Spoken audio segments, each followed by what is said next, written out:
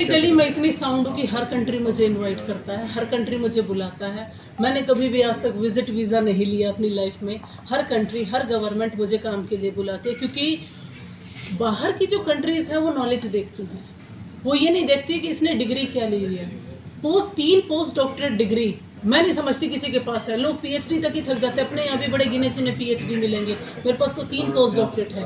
तो मैंने वो पोस्ट डॉक्टरेट नाम के लिए, डिग्री के लिए नहीं किया, मैंने वो नॉलेज उसमें गेन किया है। और अलग अलग फील्ड में, कोई मॉलिक्यूलर बायोलॉजी में, कोई इंडस्ट्रियल बायोटेक्नोलॉजी में है, कोई माइक्रोबायोलॉजी में। उसमें क्या है, ये सारे सब्जेक्ट कोलैबोरेट हो जाते हैं।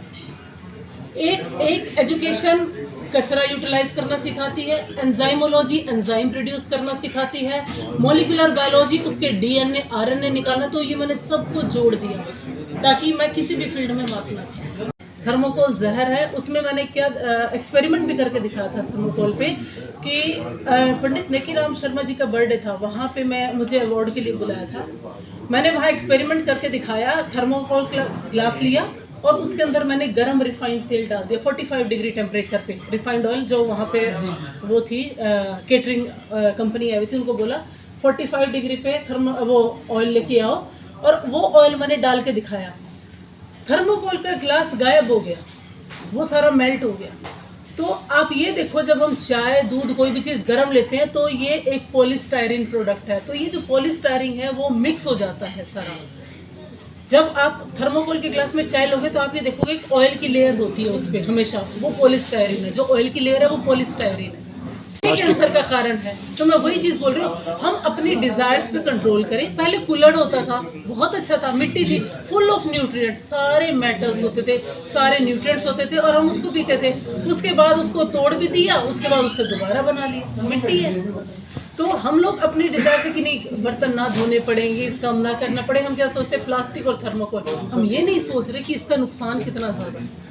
हम पढ़ लेते हैं लेकिन उसको बेसिकली नहीं समझ पाते कि इसका कंसेप्ट क्या है। समझना और इम्प्लीमेंट करना।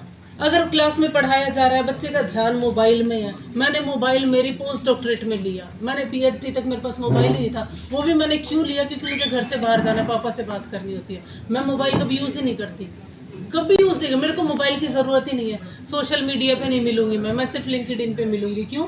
क्योंकि ये चीज़ क्या है, डिस्ट्रैक्ट करती है माइंड को। रील बनाना, वीडियो बनाना, ये उसके अंदर क्या है, बंदा उस चीज़ में जाता है। हम साइंस टेक्नोलॉजी जो हमने बेस सीखा है, इसके अंदर सब कुछ है। तुम इसको अच्छे में यूज़ कर लो, चाहे तुम इसको बुरी चीज़ में यूज़ कर लो। तो क्या है, हम साइंस टेक्नोलॉजी, मैंने जो चीज़ सीखी वो चीज़ अभी भी यहाँ है। मुझे किताब पढ़ने की ज़रूरत नहीं है। मुझे ये पता है इस किताब में अनंत नारायण के 83 पेज पे ये चीज़ लिखी हुई है, मुझे अभी भी पता है। और मैं मेरे स्टूडेंट्स को, जो भी अभी मैं पीएचडी और पोस्ट डॉक्टरेट स्टूडेंट्स को पढ़ाती हूँ, मेरे पास अभी 10 पीएचडी और पोस्ट डॉक्टरेट स्टूडेंट हैं जो कि अलग अलग कंट्रीज़ के हैं। कोई ब्राज़ील का है, कोई इटली का है, कोई यूनाइटेड स्टेट्स का है, मैनचेस्टर यूनिवर्सिटी का है। तो मैं उनको पीएचडी और पोस्ट डॉक्टरेट में सुपरवाइज करती हूँ। इवन मैं डायरेक्टर हूँ एनवायरनमेंट की। लेकिन क्या है, मैं ये चाहती हूँ कि मेरी नॉलेज, क्योंकि नॉलेज ट्रांसफरेबल होनी चाहिए। नॉलेज हमें दिमाग में नहीं रखनी है, हमें उसको ट्रांसफ़र, क्योंकि जितनी जगह वो ट्रांसफ़र होगी उतना कंट्री डेवलप होगा, उतने हमारे अलग अलग कंट्रीज डेवलप होंगे। और हमें अपनी अर्थ के लिए काम करना है, हमें अपनी अर्थ के लिए काम करना है। ना तो मैं भिवानी के लिए सोचूंगी, ना मैं हरियाणा के लिए सोचूंगी, मैं अपने देश, ये तो एक छोटी सी इकाई है मेरे लिए, मेरा घर मेरी अर्थ है। मुझे उसके लिए सोचना है कि मुझे ये अर्थ कैसे सेव करनी है, जो पोल्यूटेड है, कैसे रिसोर्सेज को हमें सिक्योर करना है, वाटर रिसोर्सेज को कैसे सिक्योर करना है, पोल्यूशन को कैसे कंट्रोल करना है, क्लाइमेट चेंज, बायोडाइवर्सिटी, इन सब चीज़ों को हमें कैसे देखना है। तो शुरुआत मेरी कोशिश होती है मैं भिवानी से करूँ।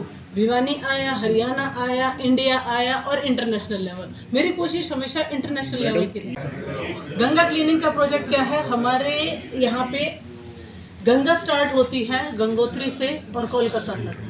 मैंने काम शुरू किया था क्योंकि हमारे यहाँ अलग अलग तरह की इंडस्ट्रीज़ हैं। जब वो गंगोत्री से चलती है तब वो बड़ी साफ चलती है, लेकिन हर एरिया में अगर वो कानपुर आती है तो उसमें अलग इंडस्ट्रियल वेस्ट आता है, अगर वो कोलकाता आती है उसमें और अलग वेस्ट आता है। और कभी कभी क्या होता है, हम उसके अंदर फूल पत्ते, जो हमारी रिलीजियस चीज़ें हैं, हम उसमें वो डालते हैं, जो कि बहुत हार्म करती है रिवर्स को, स्पेशली गंगा, यमुना, जो हमारी पवित्र नदियाँ हैं।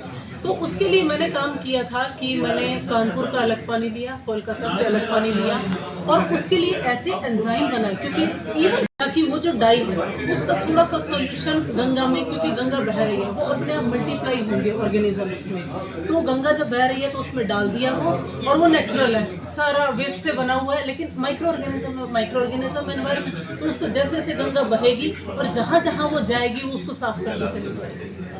उसके लिए